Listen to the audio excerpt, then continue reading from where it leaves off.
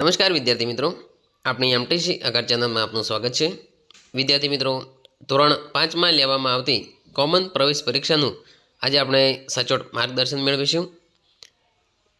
પરીક્ષાનું નામ છે કોમન પ્રવેશ પરીક્ષા, તેનું ટૂંકું નામ છે CET। એટલે વિદ્યાર્થી મિત્રો, આ પ્રવેશ પરીક્ષાનો લાયકાત, તેની પરીક્ષા તારીખ, પરીક્ષા ફી, પરીક્ષાનું માધ્યમ, પરીક્ષાનો સમય, પરીક્ષાનું પ્રશ્નપત્ર તેમજ મળવાપત્ર શિષ્યવૃત્તિ વિશે આજે આપણે સચોટ માર્ગદર્શન મેળવીશું। તો વિદ્યાર્થી મિત્રો, આપણો વિડીયો સ્કીપ કર્યા વગર પૂરેપૂરો જોવા વિનંતી, અને જો વિડીયો પસંદ આવે તો ચેનલને સબસ્ક્રાઈબ, લાઇક અને બીજા મિત્રોને પણ શેર કરવા વિનંતી। તો જોઈશું આપણે આગળ CET પ્રવેશ પરીક્ષાનું સચોટ માર્ગદર્શનમાં આપણે સૌપ્રથમ જોઈશું કે Gyanshakti residential school, Gyanshakti tribal residential school, રક્ષાશક્તિ સ્કૂલ, મોડેલ સ્કૂલ અને મુખ્યમંત્રી જ્ઞાન સેતુ મેરિટ સ્કોલરશિપ યોજનાની સંયુક્ત પરીક્ષા એટલે કે કોમન પ્રવેશ પરીક્ષા। વિદ્યાર્થી મિત્રો, આમાં બે ભાગ છે। એટલે કે જે ઉપર તમે આ પરીક્ષા પાસ કરો છો તો જે ઉપર સ્કૂલો આપી છે તેમાં તમને સરકાર દ્વારા નિઃશુલ્ક ધોરણ 6 થી 12 પ્રવેશ આપવામાં આવશે, તેમજ તમામ ખર્ચ સરકાર ઉપર છે।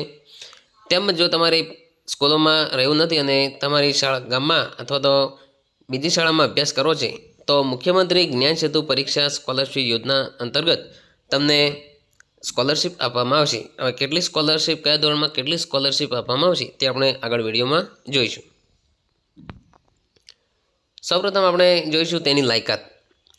અહીંયા પ્રથમ નંબરમાં જોઈશું કે સરકારી અને ગ્રાન્ટેડ શાળાઓમાં ધોરણ 1 થી 5નો અભ્યાસ કરનાર વિદ્યાર્થી આ પરીક્ષા આપી શકશે। એટલે કે જે વિદ્યાર્થીઓ સરકારી અને ગ્રાન્ટેડ શાળામાં 1 થી 5માં અભ્યાસ કર્યો છે અને અત્યારે 5મા ધોરણમાં ભણે છે એ વિદ્યાર્થીઓ આ પરીક્ષા આપી શકશે। નંબર 2, સ્વનિર્ભર એટલે કે ખાનગી શાળાઓમાં ધોરણ 5નો અભ્યાસ કરનાર વિદ્યાર્થીને ફક્ત રક્ષાશક્તિ સ્કૂલ અને તાલુકાની મોડેલ સ્કૂલમાં કુલ બેઠકના 25%ની મર્યાદામાં CET પરીક્ષાના મેરિટના આધારે પ્રવેશ આપવામાં આવશે।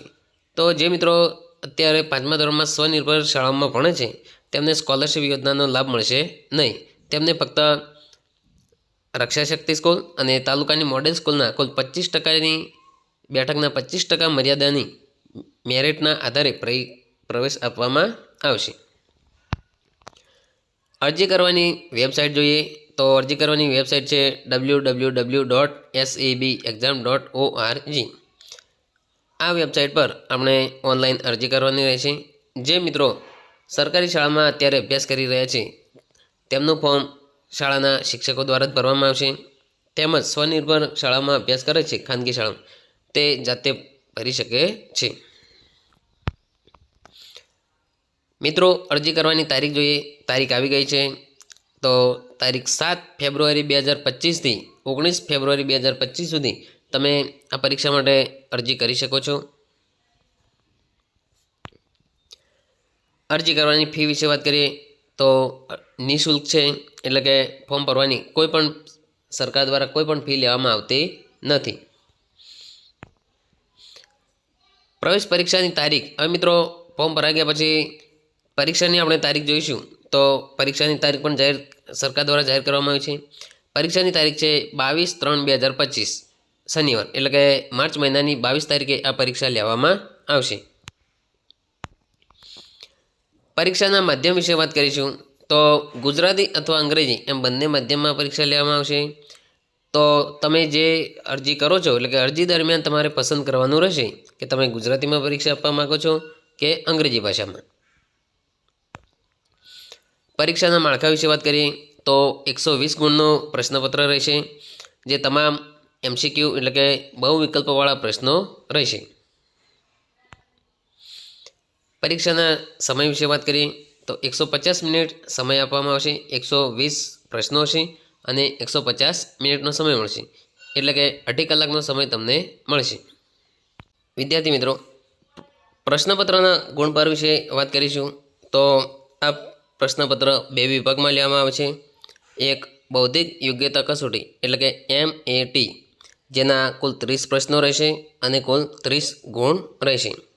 જ્યારે બીજા વિભાગમાં શૈક્ષણિક યોગ્યતા કસોટી એટલે કે SAT જે 90 પ્રશ્ન રહેશે અને 90 ગુણ રહેશે. તો મિત્રો આ જે બીજો ભાગ છે શૈક્ષણિક યોગ્યતા કસોટી, તેમાં આપણે ગણિત 30 પ્રશ્નો તેના 30 ગુણ રહેશે. પર્યાવરણ એટલે કે સામાન્ય જ્ઞાન 20 પ્રશ્ન અને તેના 20 ગુણ રહેશે. ગુજરાતી 20 પ્રશ્ન અને તેના 20 ગુણ રહેશે. અંગ્રેજી 10 પ્રશ્ન અને તેના 10 ગુણ રહેશે. જ્યારે હિન્દી 10 ગુણ અને તેના 10 પ્રશ્નો રહેશે.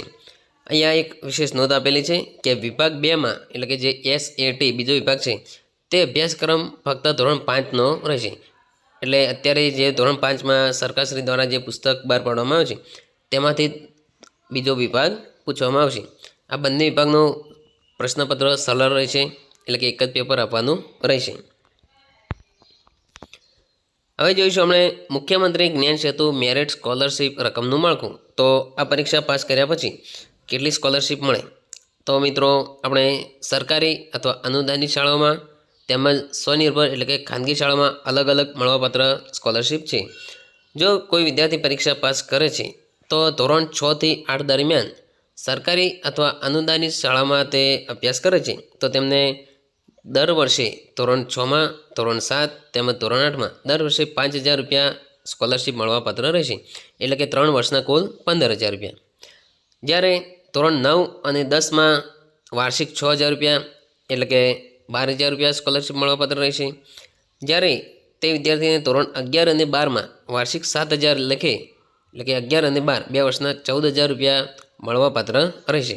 એટલે ધોરણ 6 થી 12 દરમિયાન કુલ 41,000 રૂપિયા રકમ મળવાપાત્ર રહેશે. જ્યારે કોઈ વિદ્યાર્થી પરીક્ષા પાસ કરે છે અને તેને સરકારી શાળામાં અભ્યાસ નથી કરતો પરંતુ સ્વનિર્ભર એટલે કે ખાનગી શાળામાં અભ્યાસ પછી કરવો છે તો ધોરણ 6 થી 8 વાર્ષિક 20,000 રૂપિયા લેખે કુલ 60,000 રૂપિયા મળવાપાત્ર થશે. એટલે કે ધોરણ 6માં 20,000 રૂપિયા, ધોરણ 7માં 20,000 રૂપિયા તેમજ ધોરણ 8માં 20,000 રૂપિયા એમ 3 વર્ષના 60,000 રૂપિયા મળવાપાત્ર રહેશે. જ્યારે તે વિદ્યાર્થી 9-10માં અભ્યાસ કરે છે ત્યારે તેને 22,000 રૂપિયા વાર્ષિક એટલે કે ધોરણ 9માં 22,000 રૂપિયા તેમજ ધોરણ 10માં 22,000 એમ કુલ 44,000 રૂપિયા મળવાપાત્ર રહેશે. જ્યારે ધોરણ 11 અને 12માં વાર્ષિક 25,000 રૂપિયા લેખે એટલે કે ધોરણ 11માં 25,000 તેમજ ધોરણ 12માં 25,000 એટલે કે કુલ 2 વર્ષના 50,000 એમ સ્કોલરશીપ મળવાપાત્ર રહેશે. તે સ્વનિર્ભર શાળામાં ધોરણ 6 થી 12માં સ્વનિર્ભર શાળામાં અભ્યાસ કરે છે તો તેને કુલ 1,54,000 રૂપિયા સ્કોલરશીપ મળવાપાત્ર રહેશે. કુલ સ્કોલરશીપની રકમ ધોરણ 6 થી 12 સુધી મળવાપાત્ર રહેશે. તેમજ આ પરીક્ષા ફક્ત એક જ વાર પાસ કરવાની રહેશે. એટલે કે અત્યારે તમે આ પરીક્ષા પાસ કરો તો ધોરણ 12 સુધી તમને સ્કોલરશીપ મળવાપાત્ર રહેશે. મિત્રો આશા રાખું છું કે તમને સરસ રીતે સમજાઈ ગયું છે. જો આ વિડીયો તમને ગમ્યો હોય તો જ તમે લાઈક કરો, તમારા બીજા મિત્રોને શેર કરો તેમજ સબસ્ક્રાઈબ ના કરવી તો સબસ્ક્રાઈબ કરી દેજો. Thank you.